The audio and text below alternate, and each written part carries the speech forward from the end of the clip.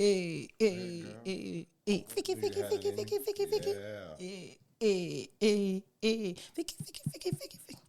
I'm sitting You got that A thing down pat, if nothing else. Oh, I'm sitting in a room with Buddha. About to interview with Val Partee. That's how he says his name. You are to me. No, I'm keeping all that. Guess what? It's the old school nationwide day party, baby. Yeah! Caught out there. I'm going to smack you. Y'all see what happens when people just start singing on the microphone? That's what you get. Ladies and gentlemen, that was my co-host, Miss Shasta Partee. He thinks he's funny.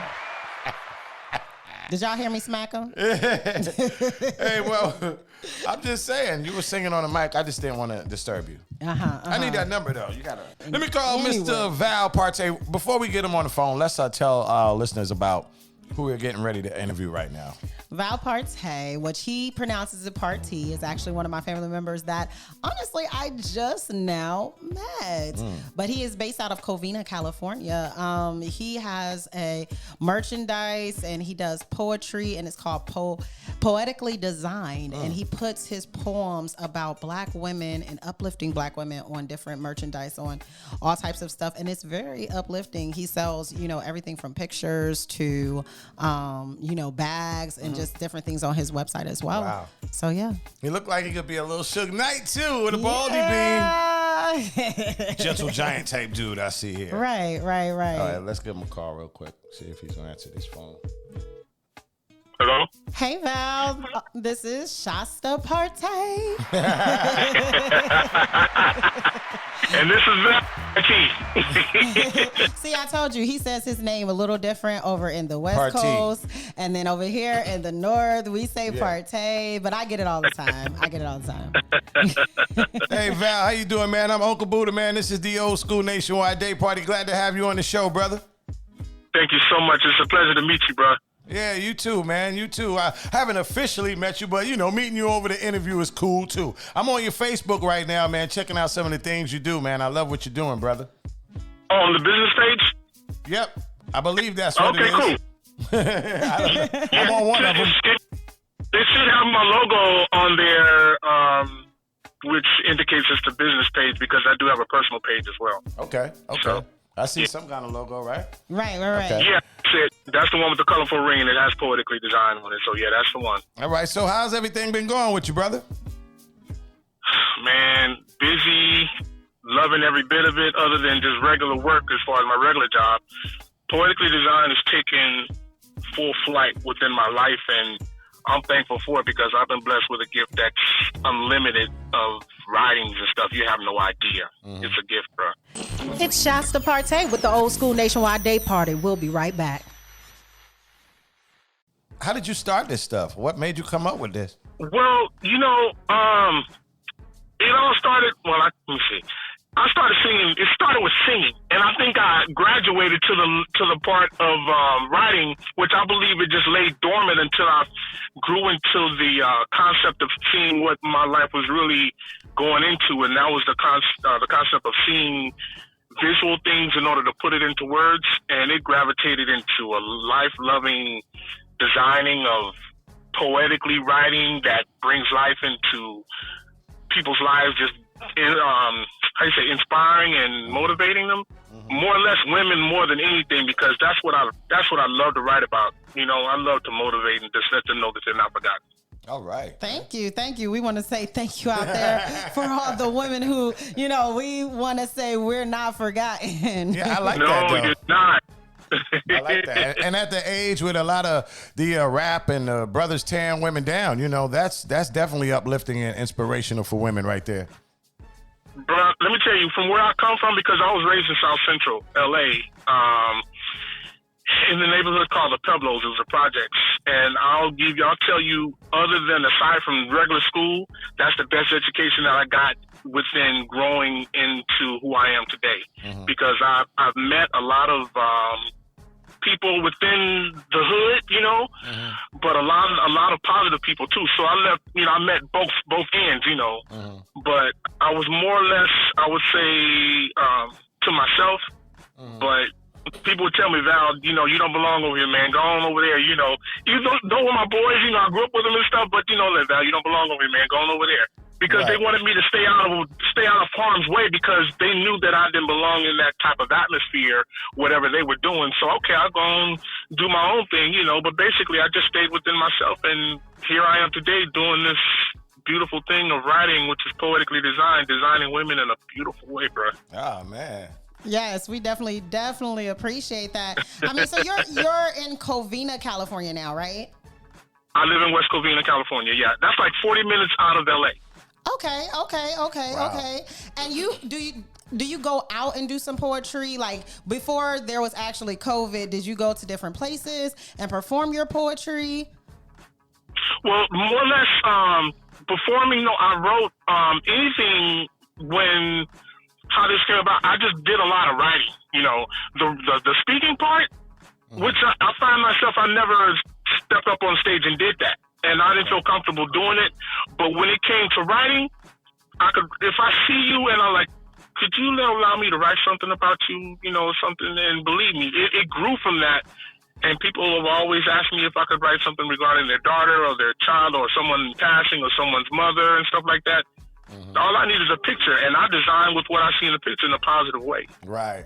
I like that, man. And that uplifts women and things like that. Well, let me ask you, were you raised by some good women, man? Who raised you, bro? Because it sounds like some women, you had a lot of women that were a big influence in your life. Man, let me tell you. Okay, see, my father died when I was like probably 10 or 11. So it was my mother that took on the role, and just watching her and seeing her do all that she could, because it was four of us in the house. Right. So she did what she could do, and of course I grew to where I was able to go pick her up from work, or before I even got a car, I'd go meet her up at the bus stop to walk her back home, to make sure she was cool. But everybody had the utmost respect for Miss Partee. Yes. Everybody would speak to her and see her walking or whatever, and they said, "Hello, Miss Partee." Nobody bothered her. They knew who she was, and because they knew us. So, right. Man, yeah. So she was one of the women, but there's other women that was in my life that I've seen, that I grew up with, and they helped me along the way. That is why I write so much about women, because of all the introducing of meeting different women and talking to them and letting them know, saying the right words or whatever, because I wasn't always trying to hook up with somebody. I was basically my comfort zone and just kicking it with a woman and just sitting back and just talking to them from time to time. It's Shasta Partee with the Old School Nationwide Day Party. We'll be right back. So as far as I see that you have a website. What is your website called again? Poeticallydesign.com. Okay, and I see a lot of the different merchandise on your website, and you have everything from bags and paintings and things of that nature. Tell us a little bit about that. The canvases, which are 24 by 36, each one has a different piece as a black man, or there's different titles and stuff, which I can't even think off the top of my head, but each one served a purpose, whether it be regarding a woman or just regarding a child, inspiring them, letting them know, because whenever you write something, of course, that stuff stays within their mind. So let's say writing about a child or something, that someone gets that, it stays on their wall, and every time a child wake up or something, they see that on their wall because it's about them. That sticks with them to where it motivates them to move on to that next level, to where they're supposed to be, versus to where they can always be enticed by someone on the street or whatever. Right. But to wake up and see something that gives them something to where they can just live by and just go by, because they had that motivational piece that's sitting on the wall. Right. Wow. And surround themselves with those positive images. Yes. Psalm 45 verse 1 is my spiritual mother gave me that years ago before she passed away, which is speaks of the pen of a ready writer. And believe me, she said, put your name next to that, because that's you. And that's what I've transcended into. This writer that just can't get enough. Wow. Loving it. Wow. You're a deep brother, man. Man, yeah. I'm a deep brother that came from a neighborhood that that was deep, you know, and it was up to us as a people to which direction you want to go. You know, either you're going to go that way, you're going to go that the other way. I was veered into a different direction, and I believe that's based on my spiritual belief, because my mother was a spiritual mother. She was a Christian, and she loved the Lord, bro. So, and I sung tirelessly in the choir, man, from elementary to junior high to high school, in school, out of school, in churches and stuff. And like I said, I elevated into this writing thing, man, and it's taken me to where I just can't get enough. I go to work 3 hours early just to get some writing in. I kid you not. Wow. Who does that? Who goes to work early? Man, I'm serious. Yeah. It's, you know, and see, I work in the ER department, so it prepares me to walk into whatever I'm about to walk into. So I'm at peace, so I'm good. Well, definitely. Yeah. We definitely have to check you out. Tell us something about, give us your Facebook and your Instagram and your YouTube page to let all of our listeners out there know how to get in contact with you, how to order product from you, and just let us know about that. Check out some of your designs and things. Okay, so poeticallydesign.com is the website. Poetically Design is on the Facebook page, which is spelled so I can make sure that everybody gets it. POETICALLY Designed, which is DESIGNED Designed. So that's on Facebook, and IG the same thing, Poetically Designed. On my YouTube channel is Val Partee, so you can check out the videos and stuff. My first video, my latest video, which is Through Their Eyes, so I wrote a piece regarding babies, and believe me, that thing blew up. I mean, that's something that I just really wanted it to be seen on a video concept. And trust me, this voiceover, this brother has this real deep voice. He hit me up on IG. He said, bro, I like what you're doing. And he saw it, so he said, I need you. He said, whatever you want, just let me know. So I told him, man, I need you for this thing that I'm about to do. So he stepped up and did it. And trust me, it's on the YouTube channel. It's the first one, which is called Through Their Eyes. There's another one called Beautiful Black Woman. And then the other one that I met this producer at the hospital. He helped me out. He got me at the Staples Center and had me set my stuff up on the basketball court before the Utah Jazz and the Clippers played. Wow. Yes, so trust me, I'm on a journey, and I'm still on this journey, bro. And I'm meeting people, I'm blessing people, and they're blessing me. It's Shasta Partee with the Old School Nationwide Day Party. We'll be right back. I'm glad to hear that. How's this COVID-19 thing affecting your journey, man? Slowing it up any or making you, what's going on with that? That's another thing, because I've been blessed throughout the whole thing, because see, I'm in the trenches. I'm one of the what do you call it? The first, you know, the people. You're a first response worker. Yeah, you on the front lines. I'm a first response. Exactly, I am on the front line, bro, and I haven't gotten sick or anything, and I'm thankful. I'm staying protected, and even though I work in the ER department, but I'm an inventory control specialist.